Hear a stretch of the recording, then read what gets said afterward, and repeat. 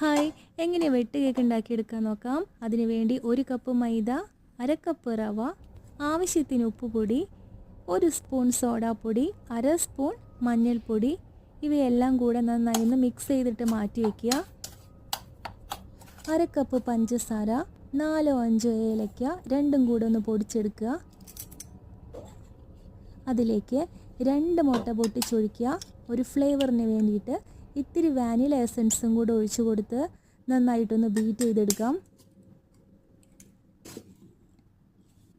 ഇത് നമുക്ക് പൊടിയിലേക്ക് ഒഴിച്ച് മിക്സ് ചെയ്തെടുക്കാം.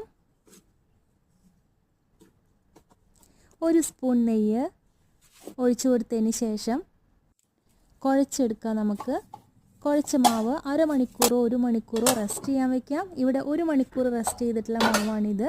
ഇതേ ടൈറ്റിൽ വേണം നമുക്ക് മാവ് കിട്ടാൻ വേണ്ടിയിട്ട്. അതിനെ നമുക്കൊന്ന് പരത്തി കൊടുത്ത് ഒരു കത്തി വെച്ചിട്ട് ഡയമണ്ട് ഷേപ്പിൽ കട്ട് ചെയ്ത് കൊടുക്കാം. എല്ലാം ഇവിടെ കട്ട് ചെയ്തെടുത്തിട്ടുണ്ട്. നമുക്ക് ഓരോ പീസസ് ആയിട്ട് വെട്ട് കേക്കിൻ്റെ ഷേപ്പാക്കാൻ ഇതേപോലെ 1/4 ഭാഗം കട്ട് ചെയ്ത് കൊടുക്കാം.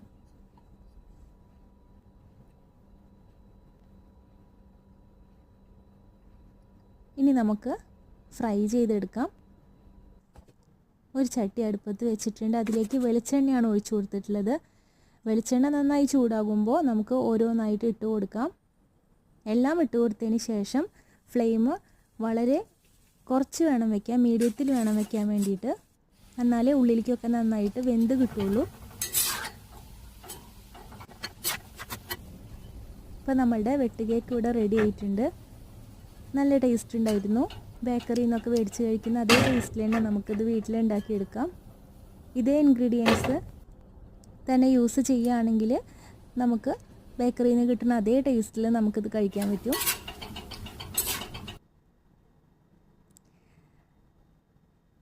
വെട്ട് കേക്ക് ഇഷ്ടമുള്ളവർ ഇതൊന്ന് ട്രൈ ചെയ്ത് നോക്കുക. ഈ റെസിപ്പി ഇഷ്ടമായെങ്കിൽ എന്നെ ഒന്ന് സബ്സ്ക്രൈബ് ചെയ്ത് സപ്പോർട്ട് ചെയ്യണേ. അപ്പോൾ നമുക്ക് അടുത്ത വീഡിയോയിൽ കാണാം. പിന്നെ ഇതിൻ്റെ ഉള്ളിലൊക്കെ നന്നായി വെന്ത് വന്നിട്ടുണ്ട്. പുറത്ത് നല്ല മുരിമുരാന്നിരിക്കുന്നുണ്ടായിരുന്നു.